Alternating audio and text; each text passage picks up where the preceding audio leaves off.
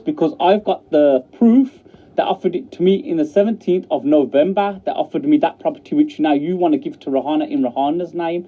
So how can you say they didn't offer me when they have offered me? So I phoned up and I says, well, who's changed this without my permission? Because no one asked me. It's like me saying you can drive on my driver's license, but you can't because it's in my name and it's only going to be for me. So when now I phoned up that guy and I says, who's changed this form over? He said somebody's name is Stephen. So I says, well, I don't know Stephen, and I've never spoken to this person. So then another guy rang me back and I says, well, somebody in your department's changed over. He goes, well, Mr. Javid, shall we change it back in your name? And he goes, would you like that? And I says, yes, please.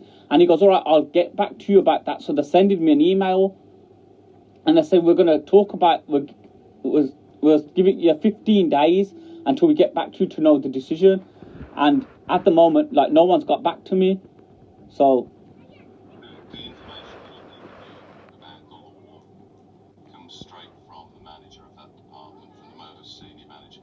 I apologise if you've been given information in the past that implied that you could do that.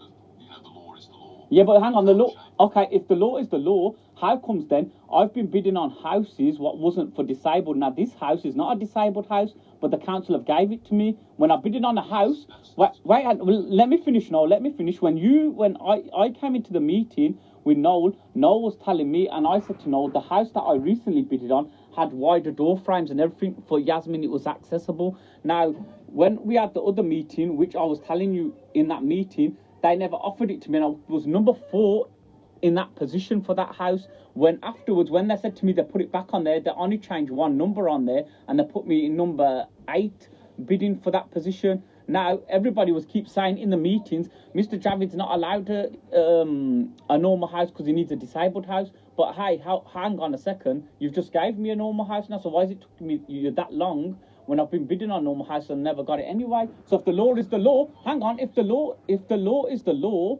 then it would have been done there. And then why did you took that long to give me a house? You should have gave me a normal house then. But you was arguing that I needed a disabled house.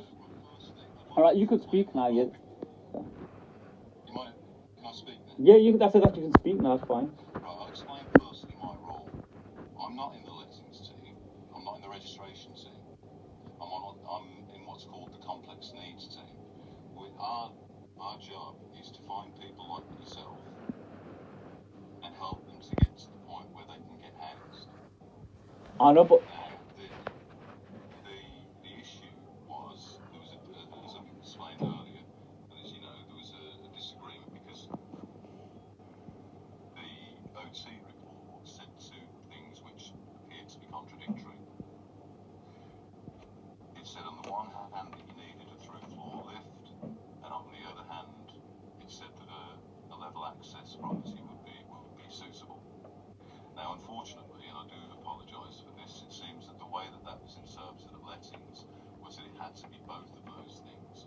I've straightened that out, and that's what led to the offer of the property that you've had. but no. Now, there is nothing that I can do. I haven't changed the name or anything. I don't like being accused of things that I haven't done. But I have nothing to do with no. it. Let me. I tried to explain the situation, and I've explained it again. Now, the situation is as follows. I'll make it absolutely clear for you. If we have 2 applications which have different names on, then there are going to be legal problems in allocating. But Noel, if we cannot legally, if you want us to do something which is breaking the law, we can't do that. no, but Noel, let me just say something. But this The alternative for you is to end your homelessness application, forget about this offer, and reapply.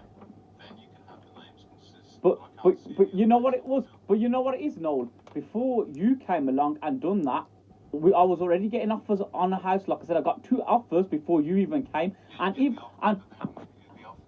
problem wasn't at the offer stage. The problem was at the allocation stage. But Noel, how can you explain then the property was offered to me, the same property that's offered to Rahana now? You've moved everything to Rahana's name. It was offered to me, so I was going to see that property because I phoned the lady and she goes, "We're getting new kitchen units built in there. When that's finished, you can come and view the property." Until they said, "Well, hang on, if they thought they need to change it into Rahana's name." So why did it wait until you made the phone call for me? Then they changed into Rahana's name. So when you made the phone call, Mr. Joey, can I just say something? What Noel is trying to say is, you might be offered houses, but you're not going to be allocated the house. no, I was. To legally rent it because the two applications are with different names. Listen. The only way to move forward with this, as Noel has said, is if you accept that Bahana needs to be on the name of the housing application. Listen. You're not going to do that.